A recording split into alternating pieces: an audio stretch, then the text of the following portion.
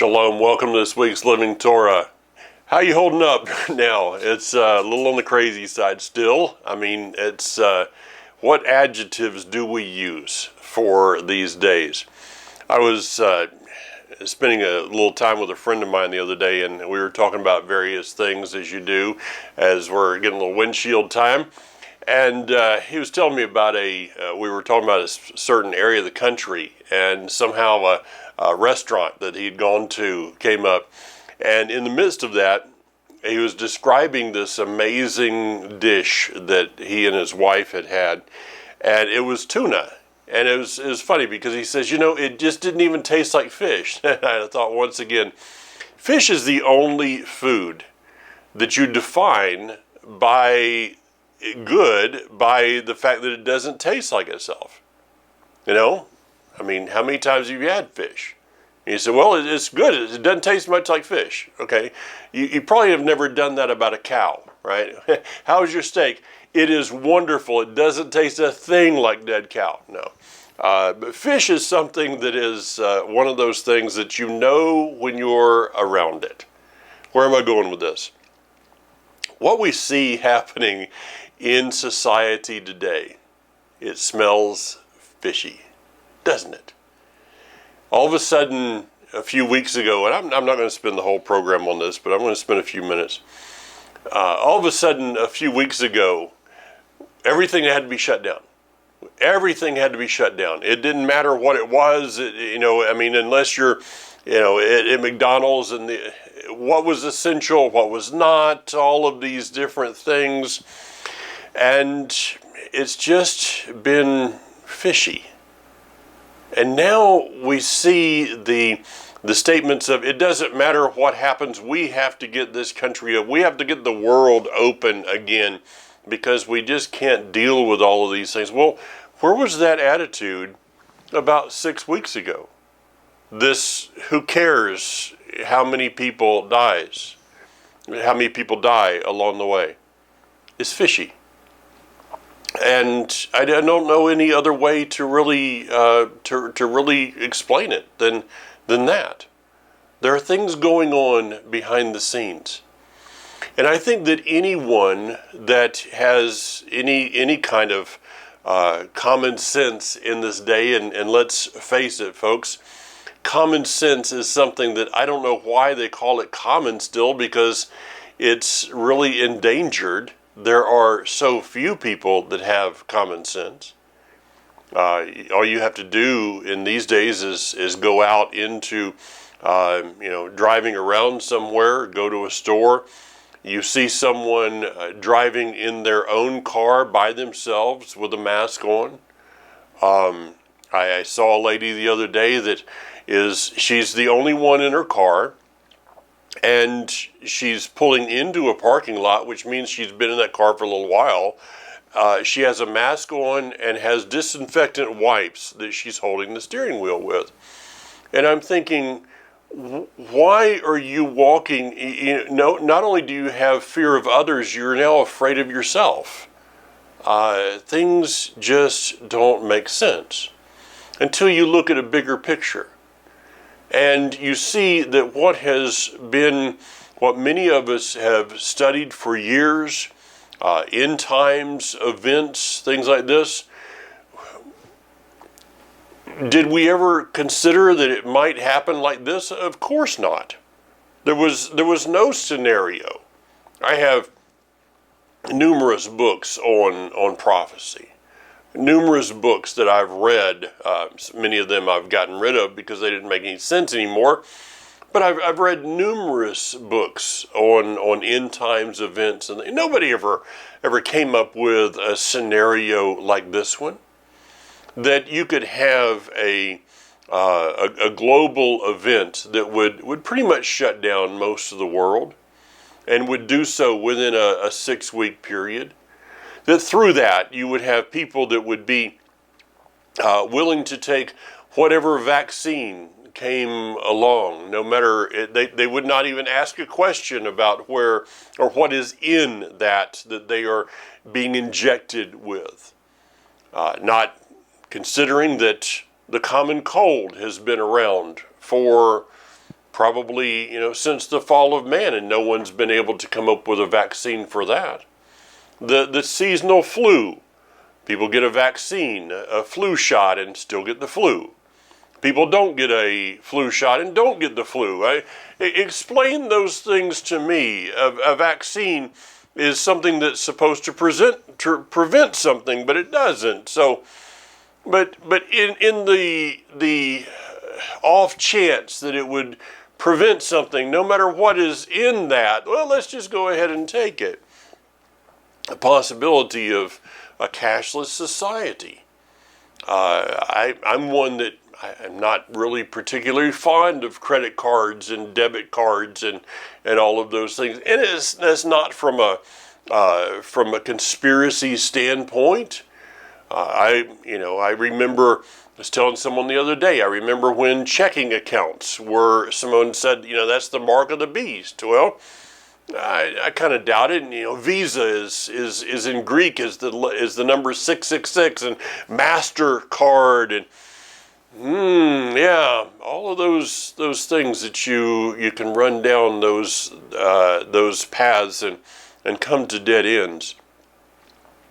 But I prefer cash. I know it's dirty, but I just prefer the feel of cash, and it's easier for me to deal with. It's just my personality, I guess. But at the same time, there are societies now in the world that are considering the taking away cash. We would no longer be using cash, but debit cards and credit cards. And where is that going to lead? I don't know, but it's something that the vast majority of people on this planet would accept. The global warming or climate change, or what we used to call seasons. Are there things that are happening on this planet, or are there things that are changing? Yeah, okay, but that has been from the beginning of time, I believe. That there are peaks and valleys regarding temperatures.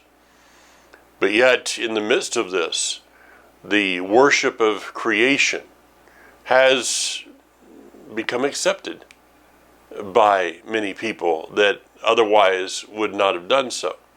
The list can go on and on and on. So where am I going with this? It actually ties into the Torah portion that begins with this this word "speak." Adonai said to Moshe, "Speak to the Kohanim, the sons of Aaron," and it is about being clean and unclean. Literally, it is instructions on discernment. Discernment on what a person is able to do to remain clean, what a person is not to do, but it's not about sin. And this is one of the misconceptions of much of what is written in the book of Leviticus. Some of it is about sin. Other aspects are not about sin, but cleanliness, being clean or unclean. What defiles a person? And some things are not in a category of the big sins. We all understand this at some level. Anybody that's married, you have children, you have a parent, you have relationships in whatever level that relationship is. We understand that there are things that are extremely detrimental to that relationship. A sin. Okay, if you murder someone, that is in one of the big sins, but and that is going to pretty much destroy, well, not just pretty much, it's going to destroy the relationship. If you lie to someone, if you steal from them, that avenue, those are things that are going to literally put an end to a relationship. But then there's these other things that are not so much in that category, but they rather just make the relationship a little unclean. You know what I'm talking about. You say something, whether meaning to or not meaning to, or something's taken out of context or whatever, and that's to your spouse or your children, to a parent or parent to children, or to a close friend or a sibling or something like that. And many times you don't even realize that you've said something, you've done something, but yet the relationship is just not the same as it was. What have you done? You've brought something into the relationship that is of an unclean nature, and have thereby damaged that relationship. And so something has to happen in order to revive the relationship and bring it back to a clean status. These are the things that are complicated, because many times not everyone in the relationship is seeking the same thing. People walk into relationships with attitudes, with hurts, with problems, with things that have happened in their lives, and you do something or I do something, and it was totally innocent. But yet for them, because they walked into the relationship with an attitude, they took it out of context. And maybe they're willing to address these issues, maybe they're not. It's an amazing thing about relationships between human beings, is that it still takes two to tango. You have to have both parties who are willing to do something as an end-time goal of restoring this relationship. Never. It's not going to be restored if only one party desires it. The same thing can be held true of our relationship with the Father. Now, there's an interesting thing about our Creator, is that He never says no to restoration. Think about that. He never says no to restoration. Anytime that you and I, whether it's a sin or it's something that is just defiled, and we know, hey, you know when I know, we know when we've done something that has defiled our relationship with the Creator, because it's in those times that you just don't feel like praying. Maybe I'll read the word later. I just don't feel like it this morning. Why? We all know. But when it comes to our relationship with Him, there's never a time that He says, no, I have a headache. I don't want to talk to you. He's always open for a person that honestly comes and desires to walk in relationship, to have those things that we have caused, that have defiled, have made that relationship unclean. So Leviticus is a lot of Leviticus is instructions of discernment. But what about much of life is lived in such a way that we don't have instructions of discernment? We have principles that we can use, but there are things that we must continue to work out on a daily basis. We need to, I think, first, pray. Second, in the multitude of counselors, there's safety. I was asked a number of years ago by a person. I was at a conference. We were sitting talking, and it said to me, what do you think is the number one need in the Hebrew roots Messianic people today? Without really even thinking or taking a breath, I said discernment. If I was asked the same question today, this is about 3 years later, I would probably say the same thing. In fact, I may say it more emphatically today than I have in the past. That we need a great dose of discernment. Now, how many of you are receiving through email, through social media, the television, all the things that are bombarding us today? Instant message is, I've now come to the conclusion that email is very similar to the bag phone in the car. Okay, many people want to discuss things on instant message. I really don't like instant messenger, but it's something that has to be done. In the midst of that, you get video after video after video, and some of them sound good. We got one. Kathy got one yesterday. She was reading it, and it sounded good. It sounded really good. You know what makes something sound good? It's when you really want. That's what you wanted to hear.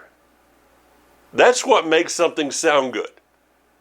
When it's something that is in line with your worldview of what is happening in our day. That's what makes something sound good, because that's our preconceived agenda of where things are moving. But discernment goes beyond our agendas, goes beyond our preconceived notions, and allows us to see a larger picture. That video that Kathy was sent, she read it to me, or it was actually a text thing. She read it to me. It was like, wow, that sounds good. Yeah, because it was just in line. Okay, and then it was like 5 minutes later. Well, that was fake. How much of life today are we living in such a way that we're truly discerning, or are we just bringing in information that lines up with where we feel like things should be going? Let me, and this is kind of tying some things in, I guess, here. I'm going to try to do that a little bit more, but tying some things in with the Torah portion. I'm going to get off of this in just a moment. What if you find out that everything that you've believed concerning the political nature is a lie? How militant are we about fighting for what we think to be true, even if it was defined as not true? How far will you go in fighting for what you believe to be true, even if truth was revealed to you? I think most of us, from a religious standpoint, most of us have had to deal with that, because most of us were raised, as I was, in a Southern Baptist church, Vacation Bible School, Sunday School, Trading Union, Royal Rangers. I mean, the list went on. There came a time. I mean, I knew when Messiah was revealed to me 34 years ago almost now, I knew that what I was doing was true. I never put up a Christmas tree in the house thinking, that's not right. I never dyed an Easter egg thinking that's wrong. I never did all those things. I mean, I knew I would have fought to the death in those days for my beliefs. But yet, all of a sudden, our fathers inherited lies, falsehoods, worthless things. I will teach them to know my name. You and I understand this concept of having to, and it's difficult. I mean, eating crow is tough because crows aren't kosher. It's difficult because you have to go back and say, how is it that everything I thought to be so true was so wrong? Are we willing to take that over into some political aspects today? Let me go out on a limb. This is one that'll, somebody's going to solve this one off for me. I've been kind of thinking about this today, and I don't know if I want to go there or not, but I'm going to go ahead and go for it. I'm not saying that I believe what I'm about to say, okay? I'm not giving an opinion. I don't, please do not say, well, Mike said this and this is what he, no. I'm just going to throw something out here. What if it was revealed that not only the Democrats are behind all of these things that are going on, but that 99% of the Republicans are too? They're just two sides of the same coin going in the same direction down the road. How many people could not handle that statement if it was true? I'm not saying it is. What if somewhere along the way it was a truth came out that President Trump, okay, don't go apoplectic on me. I'm just throwing something out here.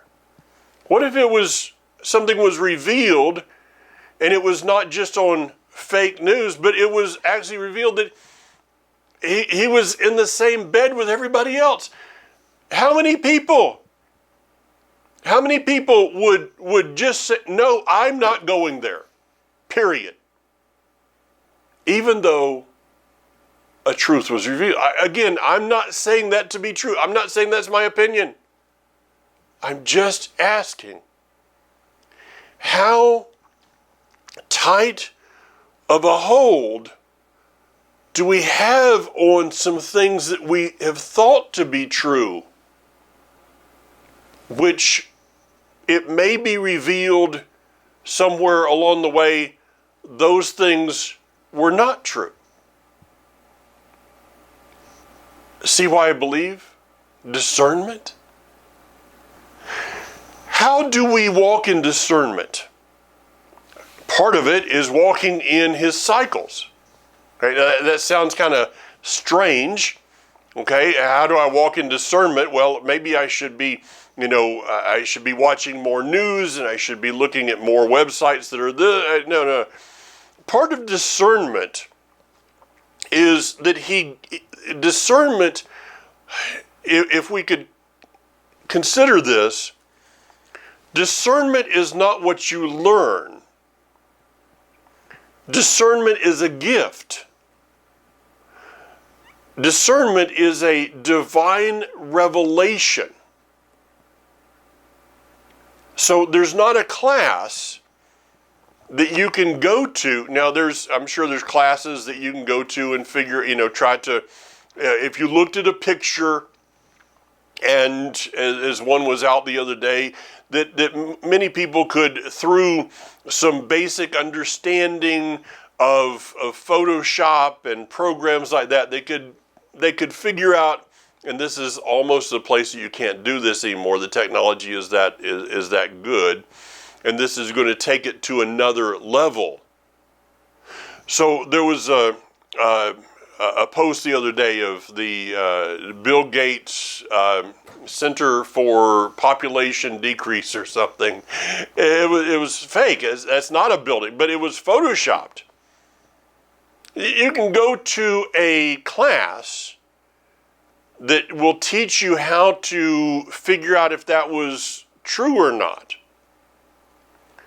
But there's coming a level of technology of a beast that will be given the ability to speak. I don't know what that's going to look like, okay? Speculation. But there's coming a level of technology that you're not going to be able to discern through human means. It is going to be a divine gifting to be able to discern if that which you're seeing is true or not. How do we walk in that discernment? I believe it is a gift that is given through the righteous walk of his patterns. Let's go back to Leviticus chapter 11. A person that let me phrase this well. A person that it has been revealed to them that the dietary laws of Leviticus chapter 11 are for this day. We're not talking about your grandmother that, no, we're talking about somebody in our day that has sat down, conversation, thought it through, and said, yeah, I agree. I can see that. And then went out later on and ordered a bacon cheeseburger. That person has said no to a pattern of obedience that produces a conduit for discernment. Get that picture. Obedience opens up the conduit for discernment to flow into us. Disobedience closes that flow. So, in that is the scriptures of Leviticus chapter 23. I never go to this chapter without thinking back to my days, Assembly of God Church, Tucson, Arizona. And the pastor stood up that morning, a man I love, but a man that later on had some difficulties. I not speaking against him, I owe a great debt. He taught me many things. Some things that I should do, he taught me some things that I shouldn't do. That's equal, okay? But I remember him standing up one Sunday morning and teaching a lesson, preaching a sermon out of Leviticus chapter 23 of the cycles and what they meant, and then us going and doing something totally different. It was not until years later that I thought back of, I wonder what spiritual principles, what spiritual fallout, I guess, came from that message of doing or of teaching without doing. I was part of a church at one time. We were asked to teach. I was asked to teach, taught on the kosher dietary laws. And a couple of weeks later was asked to leave. Literally was asked to leave. I was the problem. I was asked to leave. And so we left. The next week or two, this same person got up in the pulpit and said, I will eat all the shrimp I want. And a few weeks later was arrested for drug abuse. There's fallout. So with that, what are these festivals about? What do they produce in our lives? It produces, at the heart of it, it produces could I say it this way, an open heavens. If there's ever been a time in life that I feel we need open heavens, I'm not just talking about provision, okay, and that's wonderful, okay, provision's great. But if you give me the choice between discernment and provision, I'm probably going to go with discernment. Because discernment's going to teach me how to get provision. Provision probably is not going to teach me much of anything. So let's go through them. First of all, Shabbat. It's not just a day of sleep. And I tell you what, during these days of isolation, it's just like, I don't know where you're at. It's exhausting. I've come to the place, Daniel chapter 8's been a verse that has intrigued me for years. Go back and read Daniel chapter 8. It says, and the pseudo Messiah, he will seek to exhaust the Zadakim, the saints. Yeah, this has been exhausting. Shabbat comes, it's like, oh, let me just go back and take another nap. I got it. But Shabbat is not just about taking another nap. Shabbat is about resting in Him. That we try to somehow turn off the stuff. It's not a day to keep up with the news. It's not a day to, okay, well, let me catch up with all the things that I didn't get done in, I didn't look at this news article and that one and that one and that one and the other one. So I'm going to use this day to catch up with all of it. No, that's not what Shabbat's about. Shabbat is about resting in Him. Opening the conduit so that He can speak to us. I don't know about you, but I find that He doesn't speak when I'm in turmoil, when I've got myself all in turmoil about something, and I'm not a turmoil person, but when everything inside of me is agitated like that, it's kind of hard to hear. It's like Elijah with the earthquake and the storm, and then there was the quiet. And Shabbat's about the quiet. It's the beginning. We go from Shabbat to Pesach, Passover, about our being redeemed, about leaving Egypt behind, leaving Babylon behind.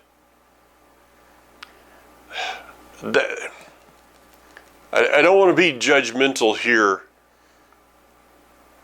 That being said, there's a lot of people that celebrated Passover this year but didn't get the message.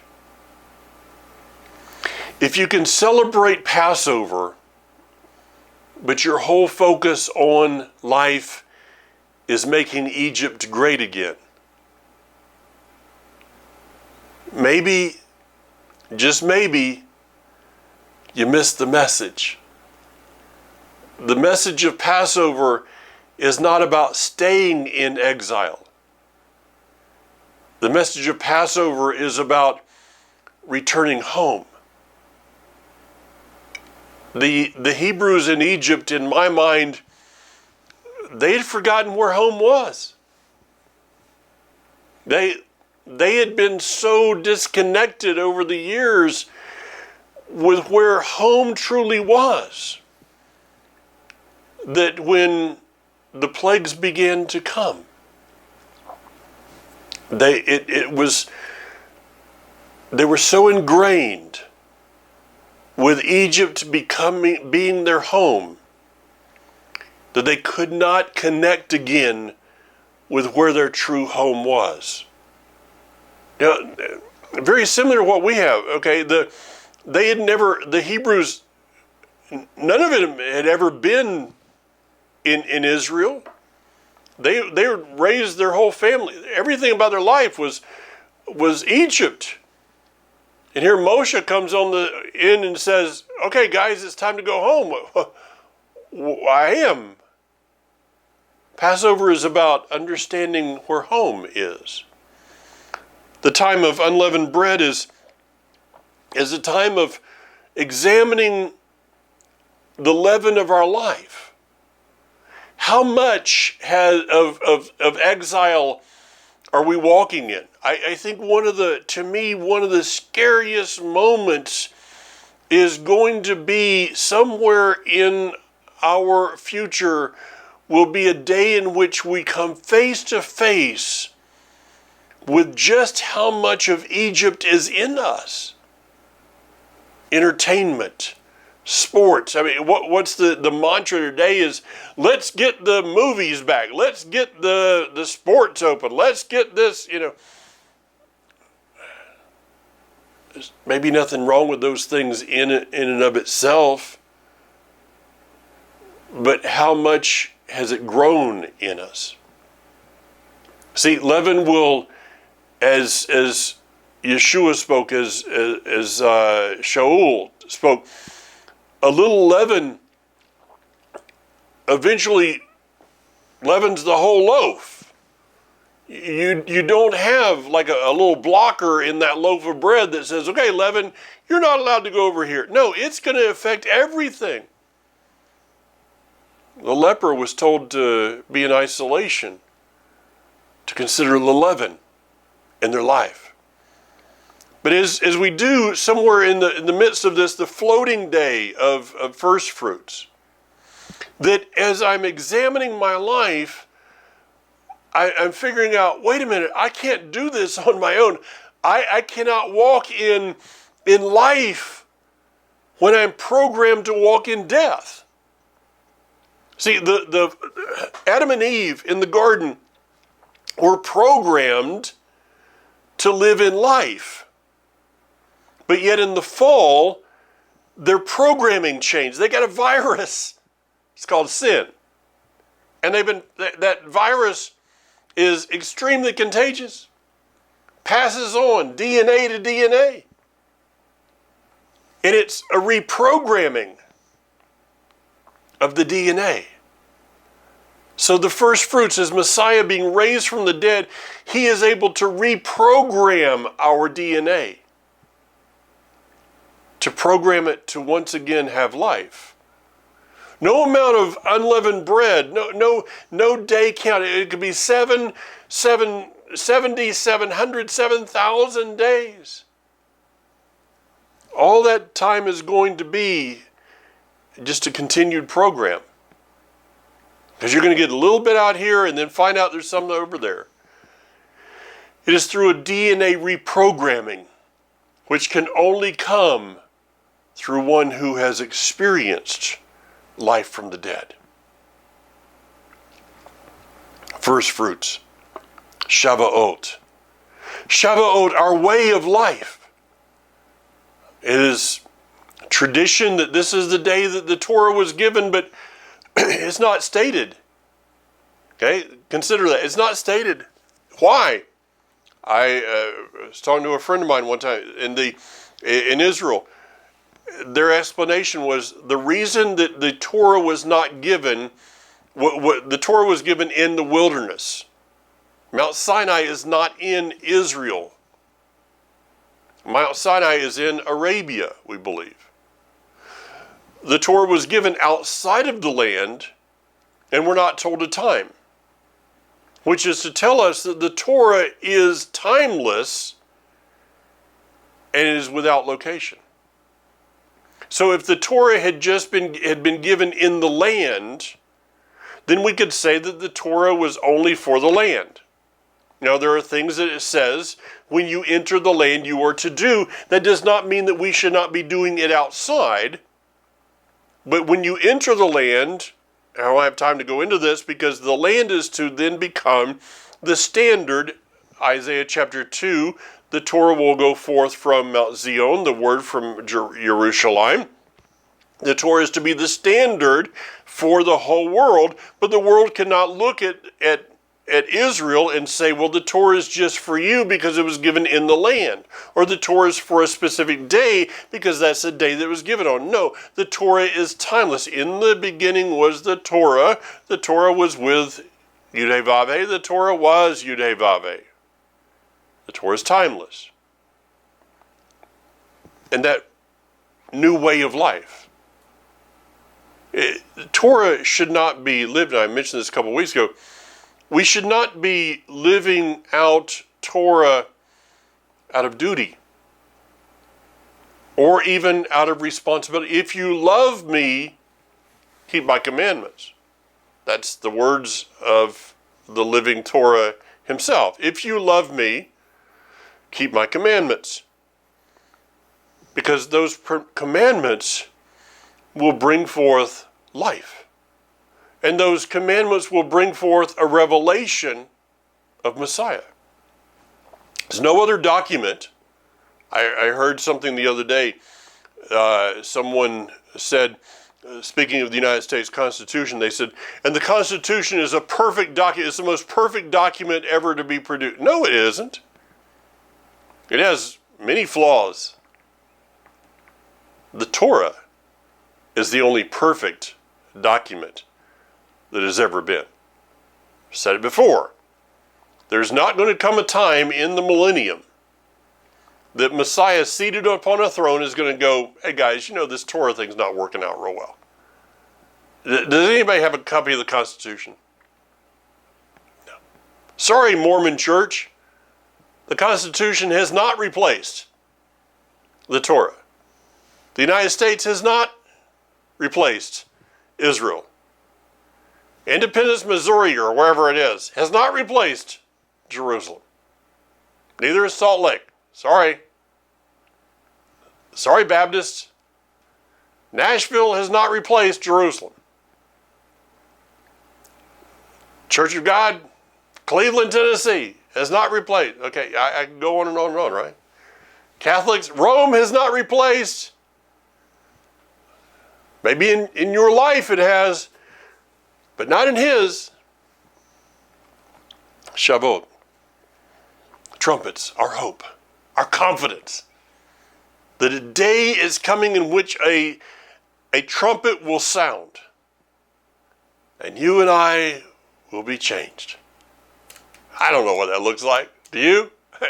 You know, a little windshield time. I'm light on windshield time right now, so haven't had as much time to just kind of, you know, go to where I go, wherever that is. You don't want to go there. It's scary to me sometimes. What's that going to be? It appears that we're no longer going to be flesh and blood, but we're going to be flesh and bone, the same as Yeshua was. And he was able to travel through time and walk through walls. I'll give you one to go tilt over. Is it our blood that keeps us from doing that? And so we have to go from flesh and blood to flesh and bone. Better not keep going there. Well, so will our bone marrow, our blood is produced, some of you doctors are going to get me on this, one specifically I know of, our bone marrow, okay, I didn't go through medical school, I just barely got through school, so give me a break. Our bone marrow produces blood. Is it possible that in the renewed body that our bone marrow no longer produces blood, but a spiritual substance? Tilt. Yeah. See, I told you it was scary to go there. Yom Kippur. The Day of Atonement. A day that I look at a little different, maybe. It's the day that we stand before Him. Yeah, give an account. Give an account for all we've done and haven't done. A day of fasting, of denying yourself. Why? To me, I'm not denying myself on that day because I'm so bad. I'm denying myself because He's so good. The day of Yom Kippur is about standing in front of Him, face to face, panim la panim. No longer seen through the glass darkly, dimly, cloudy, muddy, but seen face to face. That's what Yom Kippur is about to me. Followed by Sukkot. Sukkot's not not an 8-day vacation. Sukkot is a rehearsal of our destiny. I don't know how many places I've gone. I won't mention specific, but for the vast majority of people, it's just a fall vacation instead of a rehearsal of destiny.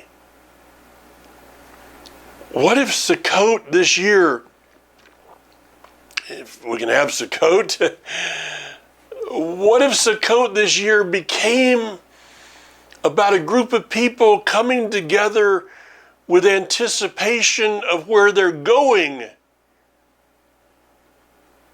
instead of a conversation of where they've been?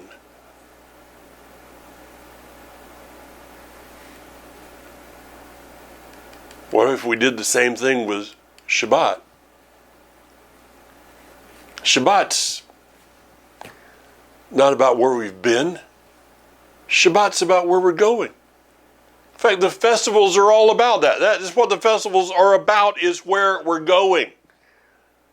It's the cycles. And something happens when we walk in those cycles in a proper manner. It opens up a conduit, if you would. It is the cycles of righteousness. David said, lead me in your cycles of righteousness for your name's sake. As you and I have prayed through the years, your kingdom come, your will be done on earth as it is in the heavens. That prayer is about the veil between the two becoming thinner and thinner. You've heard me teach on the tabernacle that the curtain, instead of there being a veil, it was a curtain, and it was some, inches thick, and it took 300 priests to hang. It was crazy. It seems that religion always turns veils into curtains. The difference between a veil and a curtain is you can't see through it.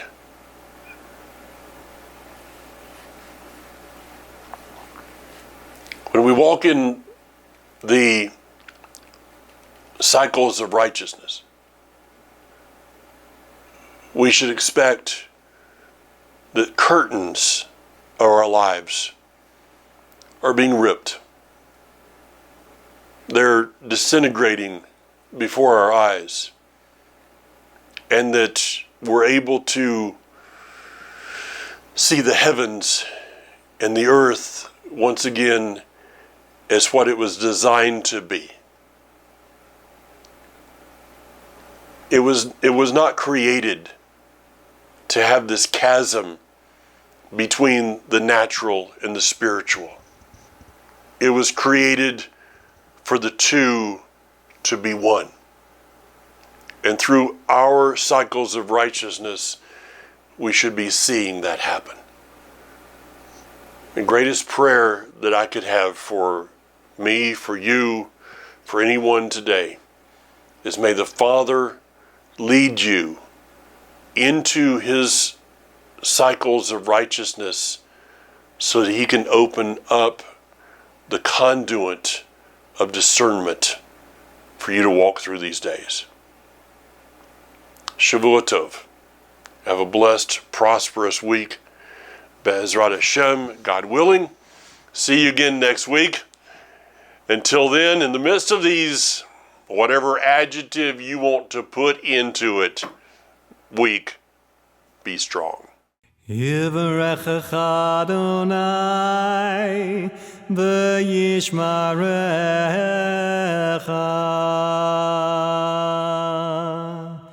Ya'er Adonai panav elecha v'yichunecha.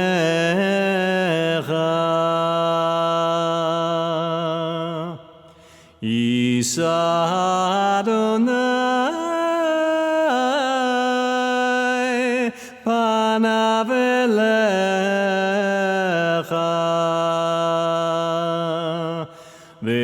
v'yasem lecha shalom.